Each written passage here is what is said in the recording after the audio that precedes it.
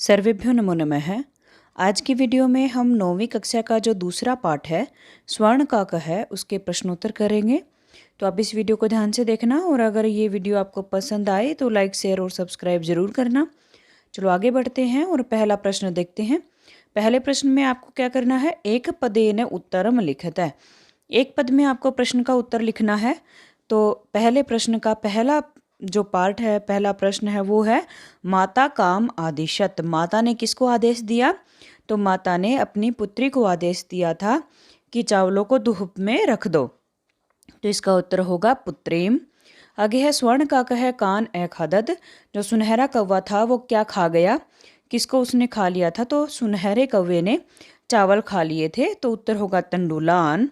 आगे है प्रासाद है कि दृश्य वर्तते। कि प्रासाद जो था वो महल जो था, यानी कि जो आप सुनहरा कौवा था उसका महल कैसा था। ठीक है, आपको ये बताना है। तो महल कैसा था? वो सुनहरा था, मतलब सोने का बना हुआ था। तो उसका उत्तर होगा स्वर्णमय। ठीक है, फिर आगे है गृहम आगत्य तया का समुद्घाटिता। घर आकर के उसने क्या खोला? तो उसने क्या खोला? मंजूषा, पेटी जो सुनहरे कौवे के महल से वो लेके आती है लड़की, उस मंजूषा को वो घर पे आके खोलती है। तो इसका उत्तर होगा मंजूषा। आगे लोभाविष्टा बालिका की दृश्यम मंजूषाम नयति।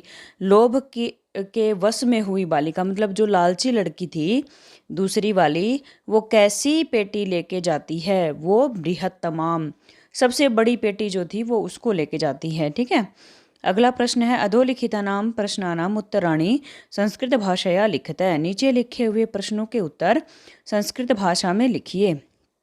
ठीक है, तो पहला प्रश्न है निर्धनायाः वृद्धायाः दुहिता कीदृशी आसीत्। गरीब बुढ़िया की बेटी कैसी थी? कैसी थी वो विनम्र थी और मनोहर थी। ठीक है, मन को हरने वाली थी। तो आप क्या करेंगे कि दृश्य की जगह पे उसके जो विशेषण है वो लिखो। बाकी पूरी की पूरी लाइन यूं की यूं, निर्धनायाः वृद्धायाः दुहिता विनम्रा मनोहरा च आसीत्। अगला प्रश्न है बालिकया पूर्वम की दृश्य है काका न दृष्ट आसीत्। बालिका ने पहले कैसा कौवा नहीं देखा था?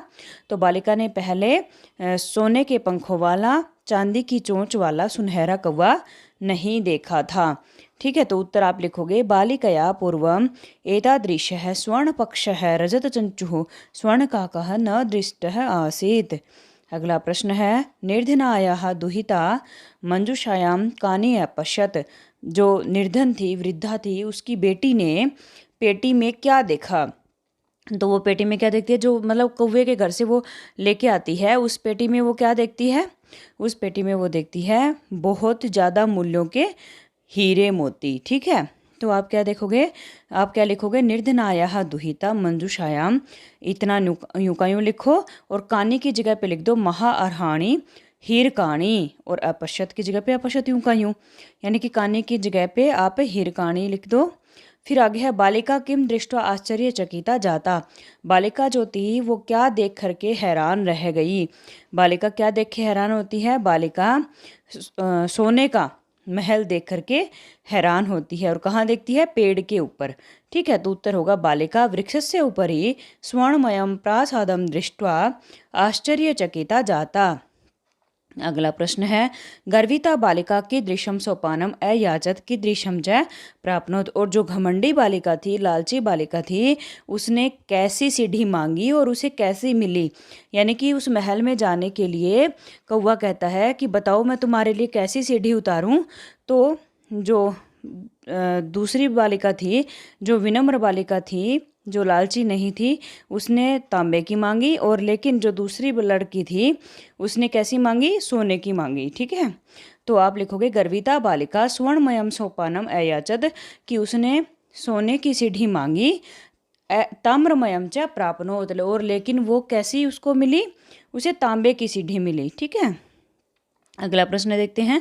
अगले प्रश्न में, तीसरे प्रश्न में आपको क्या करना है? इसके दो भाग हैं। पहले भाग में आप अधोलिखितानाम शब्दानाम विलोम पदम पाठा चित्वा लिखता, कि नीचे कुछ विलोम शब्द लिखे हुए हैं और कुछ शब्द लिखे हुए हैं, आपको उनके विलोम शब्द लिखने हैं। पार्ट से चुन करके। तो पहला शब्द है आपका पश्चात। पश्चात का मीनिंग होता है पीछे, तो पीछे पश्चात का आपका विलोम होगा पूर्वम। उसके बाद है हसितुम, यानी कि हंसने के लिए इसका विलोम आपका होगा रोदितुम। उसके बाद है अधः। अधः का मतलब होता है नीचे और इसका विलोम होगा ऊपरी, यानी कि ऊपर। अगला शब्द है श्वेतः। श्वेतः मतलब सफ़ेद। सफ़ेद का आपका विलोम क्या होता है? काला, और काला की संस्कृत होगी कृष्णः। उसके बाद है सूर्यास्त। सूर्यास्त मतलब जब सूर्य अस्त होता है, इसका विलोम होगा सूर्योदयः। उसके बाद है सुप्तः। सुप्तः मतलब सोया हुआ, और इसका विलोम होगा प्रबुद्धः मतलब जागा हुआ। अब तीसरे प्रश्न का जो दूसरा पार्ट है वो देख लेते हैं। उसमें आपको क्या करना है? उसमें आपको संधि करनी है, ठीक है।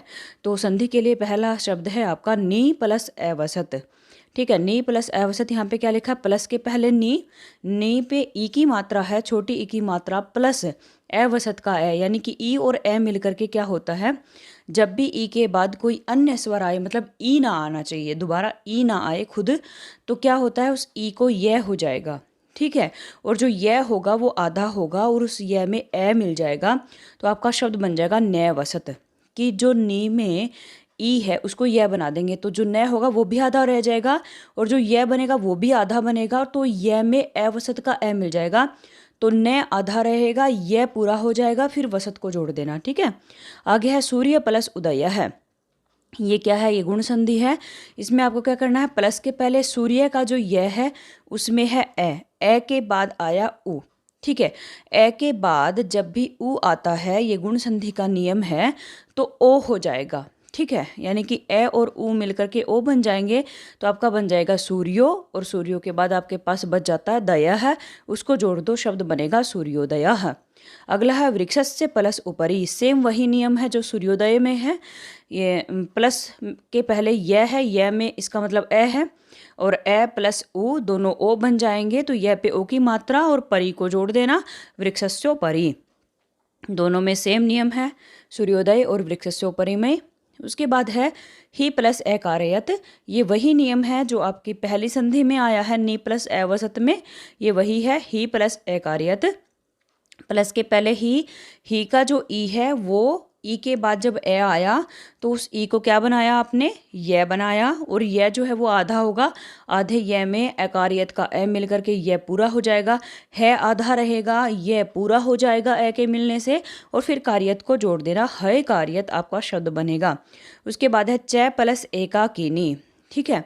च प्लस एकाकिनी ये है आपकी वृद्धि संधि। इसमें क्या होगा? ए के बाद जब भी ए आता है, ए के बाद जब ए या आई आता है तो आपका आई बन जाता है, मतलब दो ए की मात्रा बन जाएंगी, तो च पे दो ए की मात्रा लगा देना, और ए तो च में जुड़ी गया, उसके बाद काकिनी को जोड़ देना, शब्द बनेगा चैका कीनी, ठीक है। अगला है इति प्लस उक्तवा। ये वही नियम है जो पहली संधि में था नी प्लस अवसत में।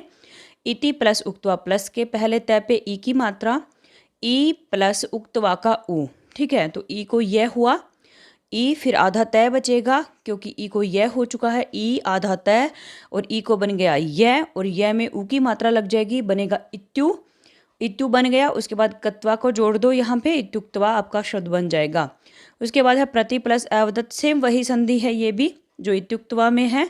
प्रति में ई को यह हो जाएगा और अवदत उसमें जुड़ जाएगा, शब्द बनेगा प्रत्यवदत। उसके बाद है प्र प्लस उक्तम। ये गुण संधि है जो सूर्योदय में थी, सेम वही संधि यहाँ पे है। प्र प्लस उक्तम, प्र का ए, प्र में ए है, प्लस उक्तम का उ, ए के बाद जब उ आएगा तो ओ हो जाएगा, तो प्र पे ओ की मात्रा प्रो, कतम को जोड़ दो, प्रोक्तम शब्द बन जाएगा आपका। फिर है अत्र प्लस एव। ये वही संधि है जो चैका किनी में थी। अत्र का ए, क्योंकि जो त्र है उसमें ए है, ए प्लस ए दोनों मिल जाएंगे, आई बन जाएगा, तो शब्द बनेगा आपका अत्रई। फिर है तत्र प्लस उपस्थिता।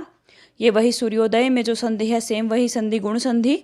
तत्र प्लस उपस्थिता, तत्र का ए प्लस उपस्थिता का उ, दोनों मिलकर के ओ बनेंगे, शब्द बनेगा तत्रोपस्थिता।